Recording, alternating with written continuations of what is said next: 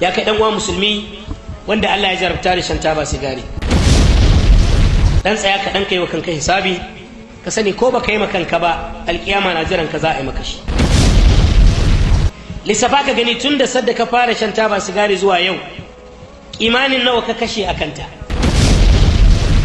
Ko ka san cewa wanda yake shan taba ta naira 50 a kowace rana a cikin shekara 2 kacal ya kona naira 36,500 akan iska? A shekara 10 wannan mashayin ya kona naira 180 da naira 250. Kana tsammanin kayi wa kanka adalci cinna ma wannan makudan kuɗi wuta? Ko kuma Allah na kyale ka kona arzikin da ya hore maka alhalin ga mabukatansa nan birjik kamar ruwan zamzam a garin Makka? Ya za ka kalli wanda ya ɗauko kuɗi zunzurutu naira 180 da naira 250 a wannan hali da bayan Allah suke ciki a bainar jama'a ya kunna musu ashana? Kana yi masa kallo mai hankali? Tuna shi idan ya kona kuɗin zai koma gidansa ya kwanta lafiya lau ba abin da ya cuce shi. Kai kuma ka kona su ne a cikin zuciyarka, kuma karan kake konawa, amma kuɗin kana zuba su ne jari ga asusun ajiyar kamfunan sigari waɗanda ka fatanin su na maƙiyan musulunci ne. Alhamdulillah alladhi ala fawqa albariyat wa rafa'a bi qudratihi as-samawat wa zayyanaha bin nujumi al-munirat wa wada'a al-arda wa zayyanaha bin nabat wa arsaha bir rawasi ash-shamikhat وفجر خلالها أنهارا من ماء فرات. أحمده سبحانه حمدا يملأ الأرض والسماوات، وأشكره على ما أولاه من الإحسان والفضل والكرامات، وأشهد أن لا إله إلا الله وحده لا شريك له في ربوبيته ولا في ألوهيته ولا في الأسماء والصفات، الذي حرم علينا الخبائث وأحل لنا الطيبات ومنعنا من الرذائل والمضار والقاذورات. أحاط علمه بجميع الكائنات، ونفذ بصره جميع المبصرات، ووسع سمعه جميع الأصوات، فلا تختلف عليه السؤالات مع اختلاف اللغات وتنوع السؤالات. يري خلقه عزته ثم يبدئ لطفه، والعبد فاعل والعبد غافل في أكثر الأوقات. وأشهد أن محمدًا عبد الله ورسوله، سيد الناس والهادي إلى سبيل النجاة، والمحذر من طرق الغي والبغي والعدوان وجميع الضلالات، صلى الله عليه وسلم وعلى آله وأصحابه أولي الفضل والمكرمات، صلاة وسلاما دائمين متعاقبين على مر الأوقات. ودبر متيو تاكين تشيني حتى راد أسواكين شيطان. yana daga cikin kyawun addinin musulunci cewa ba wani alheri ko jin daɗi tatacce a duniya ko a lahira da addini bai nuna mana shi kuma ya umarce mu da ƙoƙarin neman sa ba. Babu wani sharri ko wahala ko kunci da addinin musulunci bai jawo hankalinmu zuwa ga kauce masa ba da kuma kauce ma duk abin da ke kawo shi. Addinin musulunci ya umarci mutum ya mutunta hankalin da Allah ya bashi, tunda yake shine abin da Allah ya fifita shi da shi akan sauran halittu. Saboda haka duk abin da ke taɓa hankalin mutum Allah tabaraka wa ta'ala ya haramta shi. Da hankali ne mutum ke gane abin da ke amfaninsa da wanda ke cutarsa, ya san masoyinsa ya san maƙiyinsa, ya shirya rayuwarsa yadda za ta zama mai amfani gare shi da sauran jama'a. Nazarin alƙur'ani ya nuna mana cewa Allah maɗaukin sarki yana magana ne da ɗan adam kawai ta fuskar hankalinsa.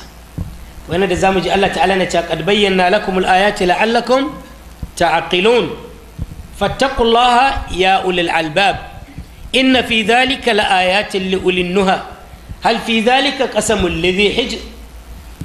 Da zarar mutum ya rasa hankali musulunci bai magana da shi, domin ya koma daidai da dabba, kai wata dabban ma ta fi shi, saboda tana da amfani shi yasa ma ake zuwa kasuwa a sayo ta.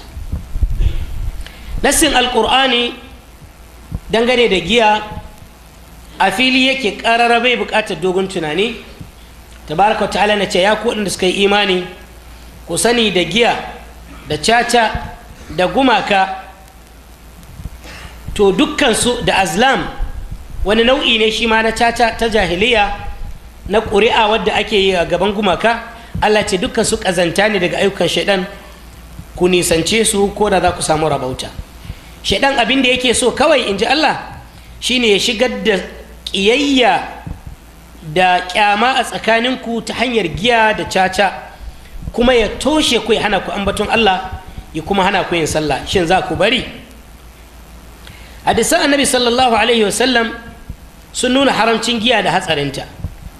Annabi sallallahu alaihi wasallam lokacin da aka tambaye shi hukuncin dabino idan aka tsima shi, cewa duk abin da ke bugar da hankali ai giya ne, sannan kuma ya ce duk abin da idan ya yi yawa yake bugarwa to kaɗan ɗinsa ma haramun ne. Haka duk abin da ke bugar da jiki ya sa rauni ya janye kuzari, sawa'un abin da ake ci ne ko wanda ake sha ne ko wanda ake shaƙa ko wanda ake yin allurarsa ko ta kowace hanya yake isa ga gangar jiki, in dai yana kawar da hankalin ɗan adam shi ma a matsayin giya yake. Duk wanda ya kalli masu shan giya da irin halin da take sa su, ba zai shakka cewa ita ce mafi kaskancin abin da ɗan adam zai yi kalace da shi ba. Imam al-Qurtubi rahmatullahi alaihi yana cewa ya ga wani mashayin giya ta buge shi, ya zo yana fitsari, yana ɗiba fitsarin yana wanki fuskarsa, yana Allahumma ij'alni min at-tawwabin wa ij'alni min al-mutatahhirin. To ina tuba ga wannan, ina kuma tsarki ga wannan mutum. Shi yasa Al-Hasan al-Basri yake cewa inda ana sai da hankali da masu sayar da shi sun sayar da haja mai tsananin tsada, amma kash ga wasu nan suna biyan kuɗi su gusar da hankulansu. Malam Dhahak ibn Muzahim ya ce ma wani mashayi, me ya maka daɗi ne game da giya? Sai ce tana taimaka mini wajen ruguza abinci. Sai Dhahak ya ce abinda take ruguza maka na addininka da hankalinka ya fi yawa. Ya ku bayan Allah, kafin bayanin manzo Allah sallallahu alaihi wasallam, giya na cikin ababen alfahari a wurin balarabe. Balarabe zai sha giya ya tatil, sai a kashe dare tare da shi ana holewa. Bai jin kowace irin damuwa idan a cikin wannan daren ya rabi duk dukiyarsa gaban baɗawa da maroka. Da haka har a jikin Ka'aba larabawa sun liƙa waƙen Amr ibn Kulthum wadda ya fara ta da batun giya. Zuwan manzo Allah sallallahu alaihi wasallam ke da wuya, sai musulunci ya ɗauki matakin hana ta. Saboda me? Saboda giya ba ta taɓa haɗuwa da madara. Lokacin da annabi sallallahu alaihi wasallam mai iraji, an zo masa da ƙwarya biyu da ta madara da ta giya. Sai annabi sallallahu alaihi wasallam ya ɗauki madara ya sha. Jibril alaihi salatu ya ce masa, ka shirya kuma al'ummarka ta shirya, amma da ka ɗauki giya da ka halaka, kuma ita ma al'ummarka da ta halaka. Kenan babu wata al'umma da za ta rabauta matuƙar jagororinta suka zamo 'yan giya ne. Madara tana nuni ga lafiyayyen hankali ne, tana nuni ga lafiyayyen abinci na masu hankali. Giya ba ta cikin ɗabi'un mummunai, kamar yadda zina ba ta ciki, sata ba ta ciki. Annabi sallallahu alaihi wasallam cewa mai zina ba ya yin zina a lokacin da yake zina nan yana mummuni. Mai sata bai yin sata a lokacin da yake satan nan yana mummuni. Mashayin giya ba ya shan giya a lokacin da yake shan giya. Da irin wannan karantar wacce manzo Allah sallallahu alaihi wasallam ya canza rayuwar larabawa daga shiririta da taɓargaza zuwa ga karantarwa da jihadi. Ku duba irin Abu Mihjan wanda ya kasance a jahiliya yana waƙe, yana cewa ko mutuwa yayi a rufe shi kusa da bishiyar dabino saboda ya rinka jin ƙanshin giyar dabino a lokacin da yake kwanci cikin kabarinsa. idza muttu fadfinni ila janbi kurmatin turawwi idami fil mamati uruquha wala tadfinanni bil falati fa innani akhafu idza ma mittu alla azuqa. ina gudun bayan na mutu in rasa ɗanɗanon giyar nan ku tuntube ya bar giyar saboda mi, saboda an masa uquba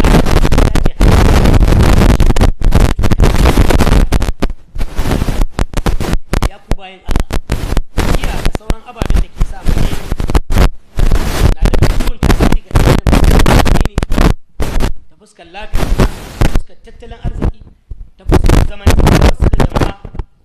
bayan ta rushe masa hankali da tunani ta tafi da ƙarfin jikinsa.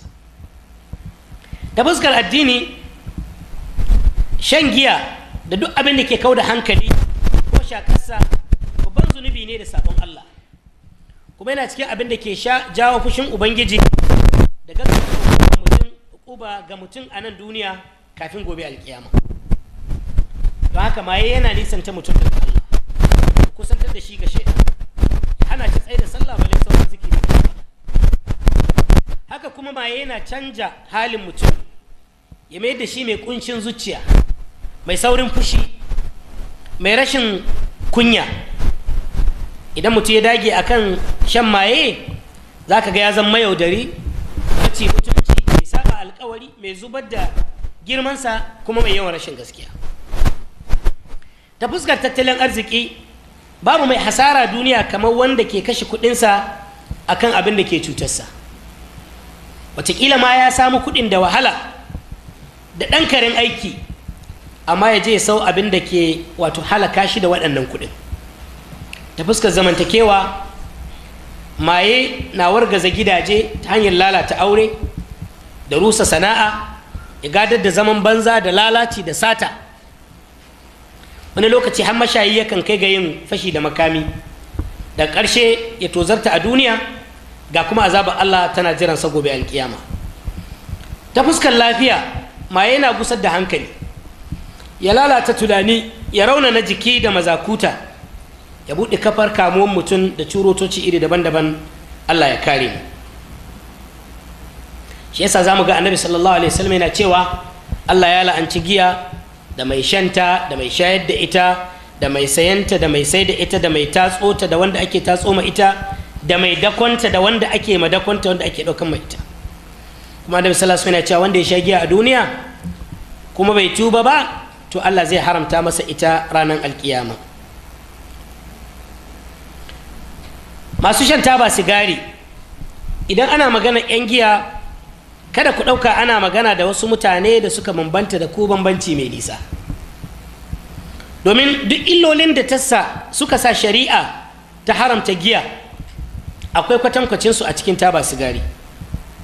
Bincike ya tabbatar da cewa zuƙar taba sigari na sa bushewar zuciya, ƙari akan curutoci masu ɗimbin yawa da yake sabbabawa ga baki da zuciya da tsarin tafiyar numfashi da na mafitsara, kuma shine babban abin da yake jawo kansa ƙoda. Haka kuma shan sigari na sabbaba bugun zuciya da ciwon hanta da hawan jini da ruɓewar ɗatanna pancreas da kuma mutuwar sashen jiki. Kada ku gana faifai ya ku 'yan uwa musulmi, akwai waɗanda suka lissafa hatsarin taba sigari da illolinta har guda 120. Ni a nan guda 10 ne kawai na kawo. Sannan abu ne da kowa ya sani cewa shan taba yana zubar da girma da mutuncin mutum a idon jama'a. Ta fuskar adadin mashayanta, alƙalumman ƙididdiga sun yi nuni da cewa sama da mutane maza da mata miliyan 1,220 ke shan taba a sassan duniya. Wannan ya nuna kenan a kowane mutum 1,000 a duniya akwai mutum 165 mashayan sigari. Daga cikinsu a kowace shekara taba sigari na halaka mutane miliyan 4 daga cikin masu zuƙatta. Masana sun ce a cikin kare 5 na sigari ana iya samun sinadarin nicotine wanda ya isa ya halaka ɗan adam inda zai tattauna shi haɗi. Kuma sigari tana ɗauke da sama da sinadarai 50 waɗanda ke iya kawo kansa. Za mu ga mashayan sigari suna da wasu halaye da suka bambanta da na masu cikakken hankali. Mai shan sigari ba kansa kawai yake cuta ma ba, cutarsa tana kai ga iyalinsa, abokansa, maƙautansa, kai har da jinjirin da ke cikin ciki. Idan ana hura hayaƙin sigari uwarsa tana shaƙa, zai cutu da hayaƙin sigarin nan. Sanin wannan hatsari da taba sigari take da shi yasa maƙiyan musulunci suka taru suka zayyana yadda za su kwararo da ita a cikin duniyar musulmi. Ga gyara tattalin arzikinsu ta hanyar ƙwace dukiyarmu, ga kuma biyan buƙatarsu ita ce lalata hankalinmu da tunaninmu ta yadda za mu yi sauƙin zama bayi a hannunsu. in uwa musulmi ba ni zaton bayan samun waɗannan bayanai akwai wanda yake shakkar cewa taba sigari haramun ce a musulunce, sai fa idan mutum bai da masaniya sam dangane da manufofin addinin musulunci. Akwai su hukunce-hukuncen taba sigari duk da yake makara ta samu zo ƙwararren lokaci, ya kamata mu yi nuni da wasu daga cikinsu. Mun ɗauko su daga cikin littafin al-ahkamul fiqhiyya al-muta'alliqa bit-tadkhin na Sheikh Ahmad ibn Muhammad ibn Atiq alƙali a kotun shari'a musulunci ta Riyadh. Na farko malami ya tabbatar da hujjoji na shari'a cewa makaruhi ne mashayin sigari ya kiran sallah ko ya bada sallah, ya ce amma haramun ne a naɗa shi alƙali. Sannan an hana duk wanda ke shan sigari shiga masallaci tare da jama'a matuƙar akwai warin sigari tare da shi. Malamai da dama sun tafi akan cewa ba a karɓar shaidan mashayin sigari dangane da sha'anin ganin wata da sauran hukunce-hukunce saboda sun yanke hukunci da fasikancinsa. Sannan haramun ne a yi aikin hajji da kuɗin da aka samu ta hanyar cinikin sigari. Sannan duk wata hanya da za ta taimaka a kan sigari ita ma haramun ce, kamar noma ta ko sayar da ita ko buɗe shagon haya don a sayar da ita ko dakonta da saukalenta ko sayan hannun jari a kamfaninta ko wani abu mai kama da haka. Sannan shan sigari na cikin ayyuban da ke sa a warware aure. Idan mace ta kawo ƙaran mijinta saboda ya fara shan sigari bayan aurensu, za a raba auren kuma a bar mata sadakinta. Amma idan ta kawo ƙarar shi alhalin ko da suka yi aure ta same shi yana shan sigari, to za a raba aure amma shi kuma a maida masa sadakinsa. Wajibi ne ga hukumomi su yi doka don hana shan sigari a wuraren zaman jama'a, kamar ɗakin taro ko cikin aji ko mota haya ko gidan abinci ko makamancin haka. Sannan wajibi ne a yi doka da za ta hana kafafen watsa labarai tallata sigari gaba ɗaya kai tsaye ko kuma tallata ta kaikaice, kamar yin diramomi waɗanda a cikinsu akwai tallar sigari. Ya kai ɗan uwa musulmi wanda Allah ya jarabta da shan taba sigari, dan tsaya ka dan kai wa kanka hisabi, ka sani ko baka yi kanka ba alƙiyama na jiran ka za a yi maka shi. Lissafa ka gani tun da sadda ka fara shan taba sigari zuwa yau imanin nawa ka kashe a kanta. Ko ka san cewa wanda yake shan taba ta naira 50 a kowace rana a cikin shekara 2 kacal ya ƙona naira 36,500 a kan iska? A shekara 10 wannan mashayin ya ƙona naira 180,000 da naira 250. To nawa ne ka kashe kai? Kana tsammanin kayi wa kanka adalci cinna ma wannan makudan kuɗi wuta? Ko kuma Allah na ƙyale ka ƙona arzikin da ya hore maka alhalin ga mabukatansa nan birjik kamar ruwan zamzam a garin Makka?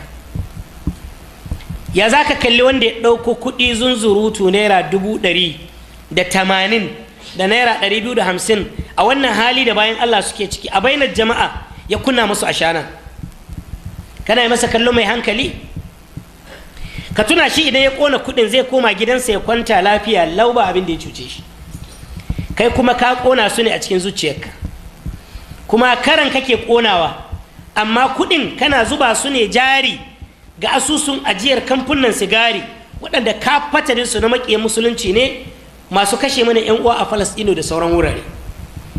Anan yana da kyau ka sani cewa hukumar yaƙi da miyagun ƙwayoyi da ke ƙarƙashin Majalisar Ɗinkin Duniya ta ƙiyasta kuɗaɗen da kamfunan sigari da sauran miyagun ababen haɗiya suke samu cewa ya kai dala Amurka miliyan 400 a shekara, wato ta samma naira tiriliyon 7 na kuɗin Najeriya. A takaice bajet ɗin Najeriya sau 2 shine jarin kamfunan sigari na Yahudawa a duniya, kuma da kai a cikin jarin da ake haɗa wannan kuɗin. Idan kana yi ma wancan wanda ya ƙone kuɗinsa kallon mahaukaci, to kai kuma ya kake son mutane su kalle ka? Saboda haka yi maza ka yi ma kanka hanyar rabuwa da wannan bala'i, ya kai ɗan uwa musulmi. Ya kai mai sayar da aswakin shaidan, ka amince duk zunubin da masu zuƙar sigari aka raba aka ba su kai ma a baka? Kai ma ka gaggauta canza sana'a nan take domin samun maslahar kanka. Wanda ya san kuma ya zuba jari a wani kamfani da ke sarrafa irin waɗannan abubuwa na maye, shi ma ya tsarkake dukiyarsa don rayuwarsa da iyalansa da ke cin abinci ƙarƙashinsa ta yi albarka. ya ku yan uwa magidanta, babban kalubalen da yake gabanmu a yau shine na yaran da suka wuce zancen sigari, suka fara shaƙe-shaƙe da kurɓe-kurɓe da zoƙe-zoƙen ababen da tun asali ba a yi su don kwankwaɗar ɗan adam ba, ko kuma ababe ne da aka yi su don maganin wasu curutoci a sha gwargwadon iko cibi ɗaya cibi biyu, amma su sai su mai da su abin kwankwaɗa don ya gusa musu da hankali. Irin waɗannan matasa da zaran sun kai wani mataki al'umma tana iya hasara su gaba ɗaya. Abin da ya fi haka ban takaici kuma shine waɗanda ke da alhakin samar da wani mataki na gyaran su suke da bukata da lalacewarsu. Sai dai mu ce inna lillahi wa inna ilaihi raji'un. Da ƙarshe ina ba da shawara ga waɗanda abin ya shafa a shigar da zancen shan giya da illolinta da dangoginta kamar sigari da wiwi da tattolin da makamantansu a cikin silabus na karatun yaran mu tun daga firamare don ba da kariya gare su tun da wuri. Ya ku bayan Allah, mu tuba zuwa ga Allah gaba ɗaya kamar yadda madaukakin sarki yake kiran mu da cewa wa tubu ila Allah jami'an ayyuhal mu'minuna la'allakum tuflihun. ربنا تقبل منا إنك أنت السميع العليم وتب علينا إنك أنت التواب الرحيم. ربنا لا تزغ قلوبنا بعد إذ هديتنا وهب لنا من لدنك رحمة إنك أنت الوهاب. اللهم أعز الإسلام والمسلمين وأذل الشرك والمشركين ودمر الكفرة والملحدين وانصر عبادك المؤمنين الموحدين أينما كانوا يا رب العالمين. اللهم اجعلنا من المؤمنين الصالحين القانتين. اللهم أعل راية الجهاد وانصر المجاهدين أينما كانوا يا رب العالمين. ربنا تقبل منا إنك أنت السميع العليم. عباد الله، إن الله يأمر بالعدل والإحسان وإيتاء ذي القربى وينهى عن الفحشاء والمنكر والبغي يعظكم لعلكم تذكرون. فاذكروا الله العظيم الجليل يذكركم واشكروه على نعمه وآلائه يزدكم ولذكر الله أكبر والله يعلم ما تصنعون.